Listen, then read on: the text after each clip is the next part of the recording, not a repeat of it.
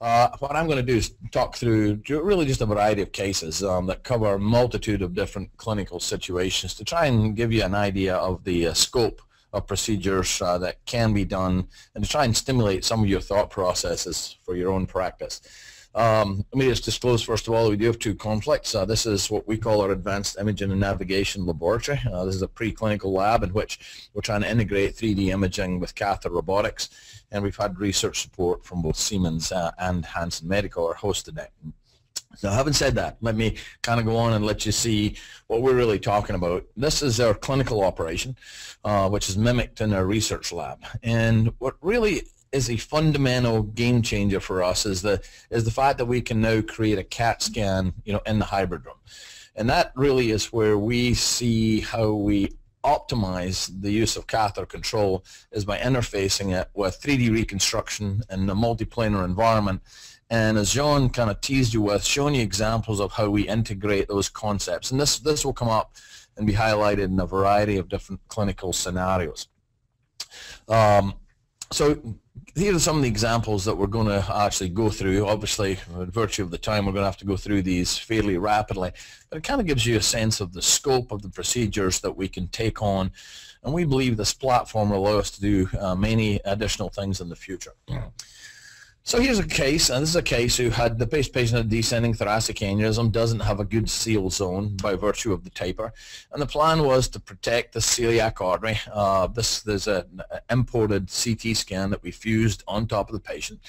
And what you're looking at is the Hansen control setup, and what you're looking at here is it tells you how far the wire is advanced, it tells you the rotation and the bend on the leader catheter or diagnostic. And what the bend in the advancement is on the sheath. And so you can choose either to operate this table side, or you can operate it inside the control cockpit. And it really depends upon exactly which case we're doing. Sometimes you got to, as in this case, if you've got multiple sheaths through the groin, you need somebody who's going to be controlling those sheaths. But here you can see the idea is that this is the gore sheath. We have a wire going up the aorta, and the plan is to actually catheterize the celiac artery, advance the sheath into the celiac artery, and just leave it there so that we can be fairly aggressive in our deployment system. And this can actually be catheterized fairly easily from the groin using the Hansen system. And what is particularly appealing is the stability of it. And here you can see that it's been advanced out the splenic artery. This marker is on the end of the sheath. This is the leader catheter. So even in a tortuous artery such as the splenic, you can in fact navigate this out fairly distally into the splenic artery. And what was being done in this particular situation was actually to deploy, an aptus sheath. And to put the aptus sheath into to deploy the staple into the bottom end of the endograft. And so all was very stable. Now, there's a patient of mine, and this patient was a fairly complex lady who I'd known for many years. She had occlusion of all of her supraortic trunks, so upper arm access was not an option. She had previously had stenting of her left renal, and she came back with malignant hypertension. And you can see the disease in her aorta, but had a complex renal artery stenosis. Now, the good news is I was going out of town, so I asked one of my partners to take care of this, and he's a very accomplished interventionist and could do it. Could get a wire in, but never could get a sheath over this and into the renal stent. So, I came back in town, was pretty confident I could do it, and once again spent about another 3 hours making exactly the same mistakes. We could wire it, we could never get a stable platform. And so we probably spent about 6 hours trying to do this. So at that point, we opted to bring in the robot. And this is our clinical hybrid room. This is the setup. The robot is attached to the bottom left of our the float table. And one of the things you will see is that there are some changes that you have to make in terms of your workflow. And I think this is an area that we're working with Hansen on to try and improve. You tend to move the image intensifier rather than the table.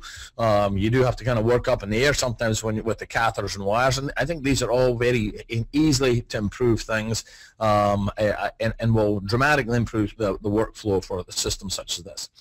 So what we did was we did a 3D acquisition. You can see us setting up the rotation for the image intensifier. And again, this is our multiplanar, this is the single field on the workstation. And when you blow that up, you can actually see why this is fairly complex, is there's heavy calcification in and around the origin of the renal artery and a fairly tortuous little flow pattern. So what we do is we mark the origin on the workstation, and we tend to draw that line, same line that John showed you, of a line which and shows you the trajectory of where you want to lay in your wire. And this that line is actually projected back onto the fluoro. So these images are fused together. That little round circle is the origin, and here's the direction we really want to get that wire. And so once again, we got the 9 French sheath, we got the catheter up here, and believe it or not, this was the first attempt at wiring this. And so there were, you can imagine, there were oohs and ahs. There were also a few oohs and ahs when this thing looked up in the renal artery, but at that point in time, we'd spent so long trying to get a wire in there that we weren't taking that out or trying to straighten it. So we closed our eyes, advanced the wire, and that allowed us then to go ahead and bring the sheath up into position, take the leader out, and then we went ahead and actually angioplasted it, and then we come in right after that with a stent. And so the nice thing is that it gives you tremendous stability once you get that sheath up into place. You can imagine we were fearful of losing that wire, but that's not going to happen in a situation such as this. So this was one of those cases, we all have those aha moments where we go, oh my gosh, you know, we spent so long trying to do this manually, and to be able to convert this over and use it in the robot, why didn't we use this right off the bat? And that's a question, you know, that will come up, you know, again and again as regards how we actually use robotics, you know, in our clinical practice. So let's kind of move on and look at more complex aortic interventions where we're putting in snorkels and chimneys. This is a patient who had previously placed endograft, and that is almost flush with one of the renal arteries. So on the workstation, again, this is how we plan those operations. We'll draw in those circles where we want to land the endograft. We'll draw in the origins of the visceral and renal vessels. And we'll draw in those center lines where we would like to see the wires. And you can choose to actually overlay all of these, or in this case, you can choose to overlay the one where we're kind of having trouble with. And in this case, it was a left renal, because we're having to come up and over the top of the endograft. And as you know, you can often do this with a reverse curve catheter, but you may or may not be able to get a sheath to track over the top of this device, because that can be particularly challenging. And so what we did in this situation was, once again, what you're going to see is the robot coming up here. So we have the 3 components. We're going to have the wire, the leader. The leader is barely outside the end of the sheath, and so have them advance up over the wire in traditional fashion. Now what we're going to do is bring that, we're going to bring the leader up. Typically we will bend that sheath away to give us some working room for the leader catheter, pull the wire back, put in the appropriate bend in the leader, and then catheterize that vessel. And we're not quite as fast as I'm going to show you here, but you can see essentially how this works. And we advance the wire, and the wire actually went up a branch. We kind of reoriented that, but you can see it is through the origins, just going off through one of these branch vessels, and we can reorient that with the catheter actually fairly easily. So this was something, you know, again, we tend to choose the most difficult one that we're going to actually use the robot on. Now here's another example, and the title of this is Iliac embolization, and I put in there ipsilateral, contralateral. In this situation, let me just start this going, we were actually going contralateral, but you can do this very easily using the robot from an ipsilateral approach. As many of you know, sometimes that is very easy, sometimes it is almost impossible, depending upon the calcification, angle of takeoff of the internal iliac artery. I would venture that an overwhelming majority of them you can do it ipsilateral using the robot. And the way this is set up is those 2 circles of the origin of the iliacs. Again, this is all marked in the workstation before we start the case. And then what you're going to do is bring the leader up into position, pull the wire back, bend it, and then advance down the contralateral side. And you can see you get very similar motion that you would get with the manual catheter. And so one of the questions that you know, often comes up is, you know, absence of tactile feedback. But you get exactly the same kind of visual feedback as you get when you're actually using a manual catheter. And here we're going to advance the diagnostic, the leader catheter up and over. You support it by bringing the sheath up, putting a little bend in it, and holding that in position. You can see it coming up fairly rapidly. And then we can reorient the leader and we can then go ahead and the reason these marks are moving is because we are moving the image intensifier, and as soon as you step on fluoro, they will realign. So we're optimizing the angle for the embolization. Now, we probably could have done this with the 6 French system, but going up and over, you do get a little bit more support using the sheath. But you can deliver embolic material, coils, embolics, PVA particles, things like that, fairly easily through both the 6 French and the leader, on the 9 French system. And this was a situation where we put coils into the internal iliac artery, and then went afterwards and placed an endograft in that patient. Well, here's another even more complex type situation. This is a patient who we're putting a bifurcated excluder in the right common iliac because there's a big aneurysm there. Now, let me just stop that for a minute, because I want, just like diagnostic catheters, you can have issues or when you're pushing forward of losing purchase. And so what we did in this situation, what you're looking at is the diagnostic is heading up against the wall of the endograft, and it's backing out the sheath. Just exactly the same as you would see when you're doing this manually. So what we do is retract the entire system, take some of this curvature out of the sheath at the same time, and let the whole thing sit back on top of that bifurcation. And we've made this very challenging for ourselves, because this is, the endograft is sitting proud of the bifurcation. So you've got to come up out of the origin of the left common and start working up and over the top of the endograft, and then catheterize, that little limb that's down there. Now, that's fairly challenging to do under any circumstances, but you'll see we can actually do it reasonably easily. We still had kind of one false pass there.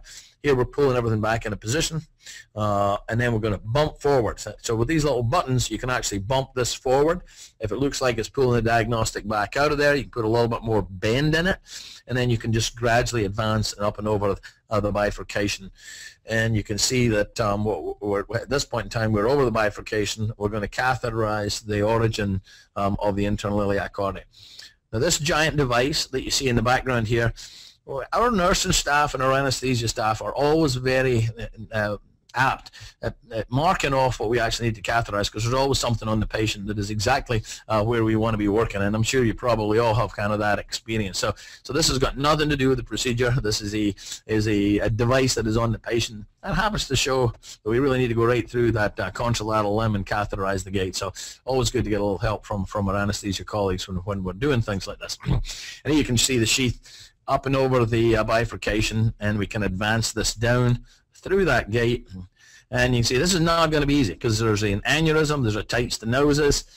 I'm sure a lot of you are going, oh my gosh, they're going to put 2 devices through that stenosis. Yes, we actually did, and believe it or not, worked fairly well. But trying to get through this and then catheterize with not a lot of working room, is not the easiest catheterization, in the world.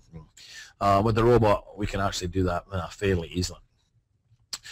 Okay, and that's good. That's what it looks like once we got it catheterized. We then actually put I believe it was a Viabon that we put in here, and we sandwich these up. You can see the Viabon here. We're going to put a 7-second device into this, and this allowed us to preserve the internal iliac on that particular patient. So we're always using this combination of 3D imaging, robotic navigation, and delivery system. Now, here's something I wasn't sure was going to even be possible. This is a patient of John's, actually, and it is a patient who had an endoleak and who was having a diagnostic angiogram to try and figure out where the endoleak was coming from. I'm going to go back one step because I want to show you. And what was done here was up and over the bifurcation. Now, as those of you who've done all of this know, that is not an easy thing to do. And so what you're looking at here is the top of the sheath for the Magellan catheter is sitting there with the diagnostic over the top. You can hook the bifurcation in similar fashion, but it gives you the stability to advance both the wire and the diagnostic catheter down the other side.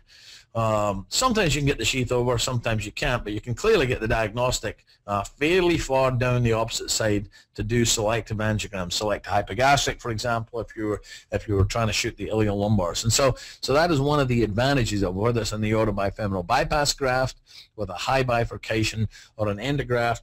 You can actually get up and over these in most cases. I wouldn't say all cases with the robotic catheter. So let's move out of the aorta for a minute. We've talked a little bit about visceral vessel catheterization.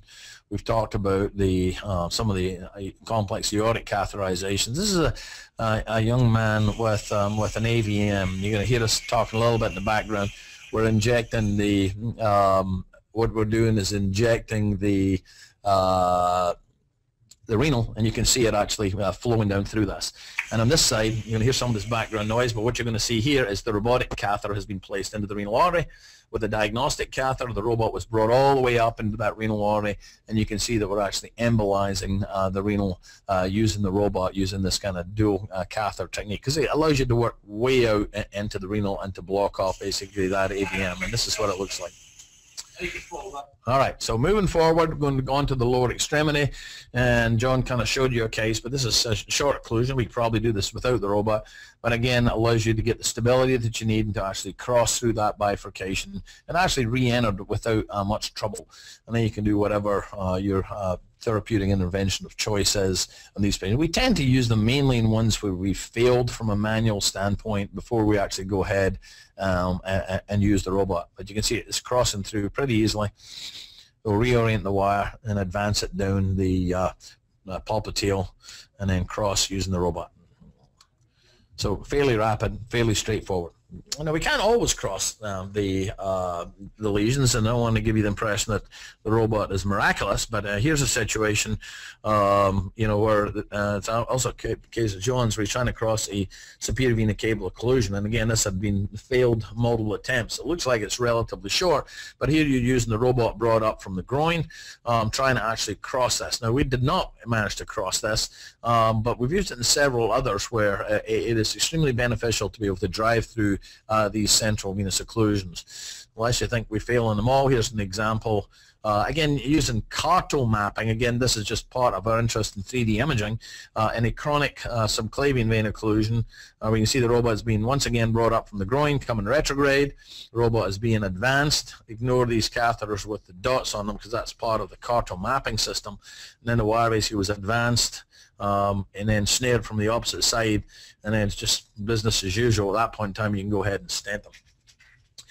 Now, staying on the venous side, one of the things that challenges occasionally is taking out inferior vena cava filters. And this is not a patient. This is actually from a Cook lab that we were doing in the complex inferior vena cava filter removal. And, you know, we were very interested in the control that we have with the robot in order to be able to potentially add to taking these filters out. Now, this one's pretty straightforward because it's well centered, but the nice thing is that the end of the sheath is completely controllable. So even if this apex was over towards one side, we can certainly angle the snare towards the tip of the filter. And you'll see what we've done here is you've got a little bit of angle in it. We have our snare that we're trying to engage the tip of the hook. Here we've kind of engaged it.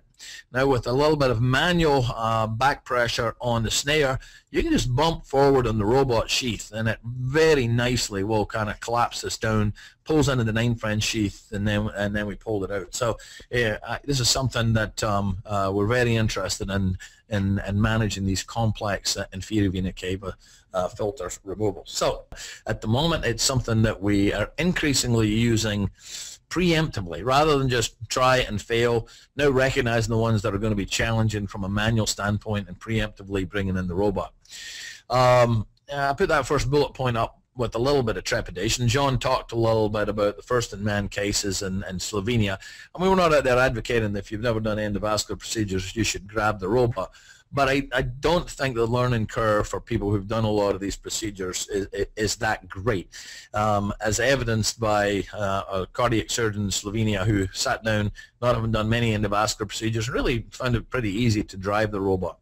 There is no question that there are advantages to the operator in terms of the amount of radiation and wearing lead. Does it decrease cath inventory? That's somewhat tongue-in-cheek. You can we talk about, I think the title for this was Shaping Intravascular Robotics. The shaping word was chosen very carefully because it does allow you to produce shapes of a variety of different catheters. But, you know, there's not insignificant costs associated with the disposables, and I'm sure that'll come up in our conversation. So why do we do this? First of all, you know, what we do on a daily basis is about controlling catheters. It's about stability to deliver therapies. It's about our pushability to move across occlusions. And fundamentally, it gives you a level of control that you can't get anywhere else. It also, when we combine it with 3D imaging, serves the promise of, can we do what we call off-the-wall navigation? Can we get complications, for example, going over the aortic arch when the catheters interface with the wall of the aorta?